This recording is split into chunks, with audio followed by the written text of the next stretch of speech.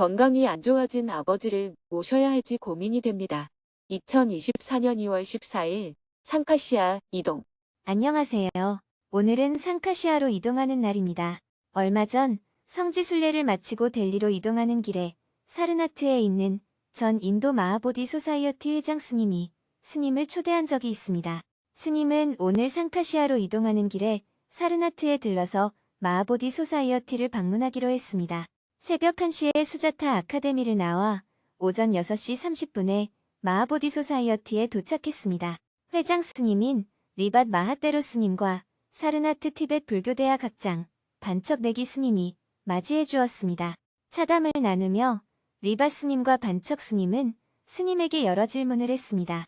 특히 코로나 팬데믹 이후 정토회에서 온라인 시스템을 갖추고 법회를 온라인으로 진행한다는 사실에 큰 관심을 보였습니다.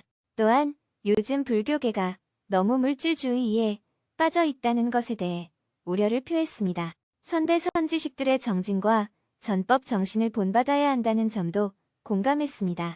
함께 아침 식사를 하고 기차 시간이 되어 스님은 자리에서 일어났습니다. 스님, 언제든지 아무 때나 오세요.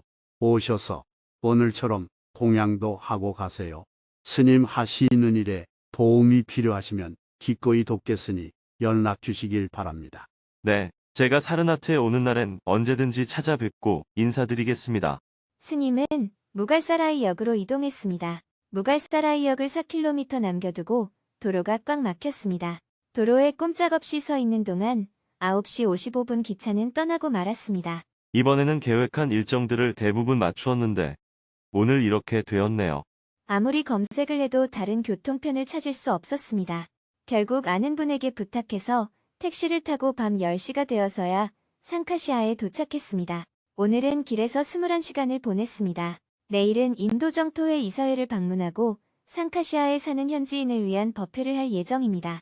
오늘은 법문이 없었기 때문에 지난 2일 금요직문직설에서 질문자와 나눈 대화 내용을 소개하며 글을 마칩니다. 건강이 안 좋아진 아버지를 모셔야 할지 고민이 됩니다. 저는 덴마크에 유학을 와서 살고 있고 한국인 남편과 딸이 있습니다. 제 고민은 건강하신 줄만 알았던 친정엄마가 작년에 갑자기 암으로 돌아가시고 아버지도 건강이 급격히 안 좋아지셔서 거동이 불편하신데 아버지는 내년에 제가 학교 졸업을 하면 한국으로 들어와 살기를 바라십니다. 평소 엄마 아빠 그리고 형제들에게 원망하는 마음이 있어 자식에게 안 좋은 마음을 물려주게 될까봐 두렵습니다. 아버지와 함께 살 생각을 하면 걱정스럽고 부담이 큽니다. 외롭게 돌아가신 어머니 생각에 마음이 아프고 아버지도 그럴 것 같아 마음이 쓰입니다.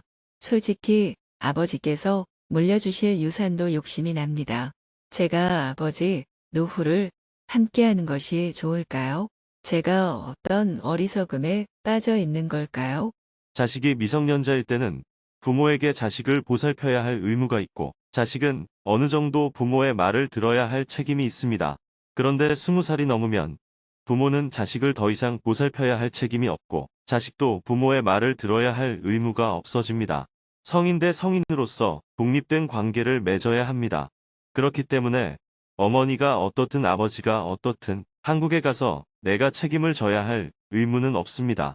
어릴 때 키워주지 않았느냐고 말할 수 있는데 그것은 부모가 자식을 낳으면 마땅히 가져야 할 책임이라고 할 수 있습니다. 그러나 20살이 넘었을 때 내가 부모로부터 도움을 받았다면 그것은 반드시 갚아야 합니다.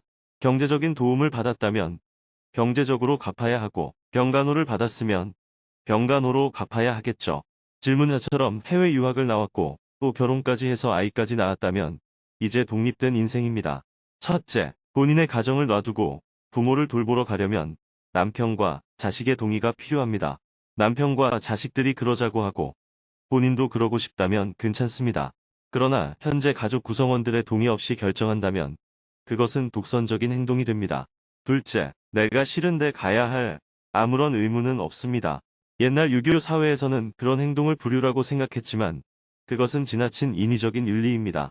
자연 상태에서 볼 때는 돌보지 않았다고 해서 불효라고 볼 수 없습니다. 20살이 넘어서 부모에게 계속 도움을 받으려고 행패를 부리는 것은 불효에 들어갑니다. 그러나 20살이 넘어서 부모를 돌보지 않았다고 해서 불효라고 말할 수는 없습니다. 그러나 20살이 넘어서도 부모를 돌보는 사람은 훌륭한 사람이라고 말할 수는 있습니다. 훌륭하지 않다고 나쁜 사람이라고 할 수는 없잖아요. 자기가 자기 인생을 결정해야 합니다. 아버지가 돌아가셨을 때 장례에 참석한다든지, 아버지가 보고 싶다고 하면 한 번씩 방문을 한다든지, 경제적으로 어렵다면 용돈을 일부 지원한다든지, 이렇게 자기 나름대로 할 수 있는 일을 하면 됩니다. 자신의 인생살이를 바꿔가면서까지 부모를 돌보는 것은 바람직하지 않습니다. 왜냐하면 아버지 때문에 한국에 왔다, 이런 생각을 자꾸 하면 아버지를 원망하게 되기 때문입니다. 당신 때문에 내가 내 인생을 원하는 대로 못 살았다고 생각하면 부모, 자식 간에 원수가 될 확률이 높습니다. 그래서 떨어져 있는 것보다 오히려 관계가 더 나빠집니다. 한국에 가서 아버지를 돌봐드리면 아버지의 유산을 내가 좀 더 많이 가질 수 있다고 생각하는 것도 잘못된 생각이에요. 아버지가 돌아가신 뒤 남은 유산은 형제들이 각자 n분의 1로 나누어 갖도록 법에 이미 보장되어 있습니다. 그것은 내가 효도를 하느냐 안 하느냐와 관계가 없습니다. 아버지가 살아계실 때 내가 돌봄으로 해서 아버지의 유산을 내가 더 갖는 것도 나쁘게 생각할 필요가 없어요. 아버지를 3년 돌보고 유산을 몇 억 받는 것이 내가 해외에서 돈을 버는 것보다 효과적이라고 판단하면 남편과 의논해서 아버지를 돌보면 됩니다. 그럴 때는 외로이 사는 아버지를 돌보기 위해서 한국에 들어온다, 이렇게 생각하지 말아야 합니다. 외롭게 사는 아버지를 위해서 내 삶을 희생하러 한국에 들어온다고 생각하면 아버지가 자기의 정성을 몰라주거나 유산이 자기가 생각하는 것만큼 안 돌아오면 아버지를 원망하게 돼요. 그런데 경제적인 이익을 목표로 한국에 들어왔다고 생각하면 그것은 마치 주식을 투자하거나 사업을 하는 것과 똑같습니다. 경제적 이익이 없다 하더라도 그것은 내가 사업에 실패한 것이지 아버지가 잘못한 것은 아니라는 거죠. 나의 투자 예측이 안 맞았다고 볼 수 있습니다. 아, 내가 투자를 잘못했구나, 이렇게 받아들이면 아버지를 원망하지는 않게 됩니다. 무엇이 효도냐 아니냐, 부모가 돌아가시면 어떡하냐, 이런 것들은 모두 번뇌에 불과합니다. 어떤 결정을 해도 후회가 없어야 합니다. 효도를 해야 한다, 아버지가 외롭다, 이렇게 남을 갖고 얘기하지 말고 내가 어떻게 행동하는 게 나한테 후회 없는 삶이 되겠는가, 이런 관점을 갖고 내가 결정해야 됩니다. 아버지가 돌아가신 뒤에 외로이 돌아가셨다고 후회하거나 유산을 제대로 못 받았다고 후회할 것 같으면 지금이라도 한국에 가서 아버지를 돌보는 게 낫습니다. 또 한국에 들어와서 아버지를 돌볼 경우에도 생각보다 유산이 적어서 손해라고 생각하거나 아버지와 관계가 나빠져서 후회할 것 같으면 한국에 들어오지 않는 것이 낫습니다. 내가 한 행위와 선택에 대해서는 내가 책임을 져야지 남 탓을 하면 안 돼요. 그것은 괴로움의 씨앗을 심는 겁니다. 아버지를 돌볼 의무가 있어서 한국에 들어온다는 생각을 하면 아버지를 원망하게 됩니다. 내가 내 이익을 얻을 게 있어서 한국에 들어온다고 생각해야 해요. 그래도 부모 자식 간에 어떻게 이익을 따지나 싶겠지만 그렇지 않습니다. 내 이익을 따질 때 오히려 부모를 원망하지 않게 되고 부모 자식 간에 원수가 되지 않습니다. 내가 선택해서 한국에 들어와야 내 예측하고 안 맞았다 하더라도 내가 책임을 지게 됩니다. 그러나 질문한 것처럼 그런 관점으로 한국에 들어가는 선택을 하면 나중에 아버지를 미워하게 되고 멀리 떨어져서 아버지를 그리워하는 것보다 훨씬 더 못한 결과를 가져옵니다. 어떤 선택을 해도 좋으니까 내가 책임을 져야 돼요. 아버지를 위해서가 아니라 나를 위해서 내가 결정하는 겁니다. 이 관점을 분명히 하면 어떤 결정을 해도 좋다고 생각합니다. 감사합니다. 자식들과 꼭 상의해야 한다고 하셨는데 딸은 무조건 여기에 살고 싶다고 하거든요. 딸의 요구를 받아들여야 할까요? 딸이 여기에 살고 싶다면 여기에 놔두고 가면 되죠. 딸한테 이렇게 얘기하면 됩니다. 엄마는 한국에 가야 되는데 너는 여기에 있고 싶구나.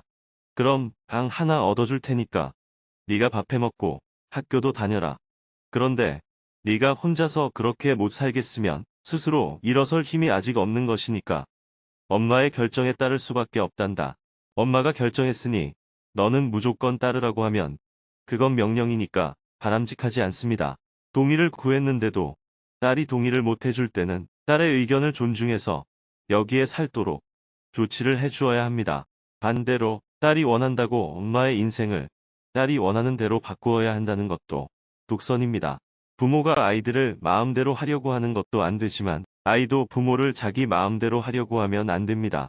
첫째, 딸과 같이 의논해서 결정해야 합니다. 둘째, 딸의 의견을 존중해서 내가 이렇게 할 수 있겠니? 할 수 있다면 엄마는 도와주겠다. 이렇게 제안을 해야 합니다. 딸이 제안대로 못하겠다면 같이 한국으로 들어가야지 어떡하겠어요? 어떤 상황 속에서든 자신의 권리도 있고 자신의 한계도 있다는 것을 어릴 때부터 자각하도록 하는 것이 중요합니다. 감사합니다. 남편과 딸과 상의하고 모든 선택은 제가 책임지고 하겠습니다.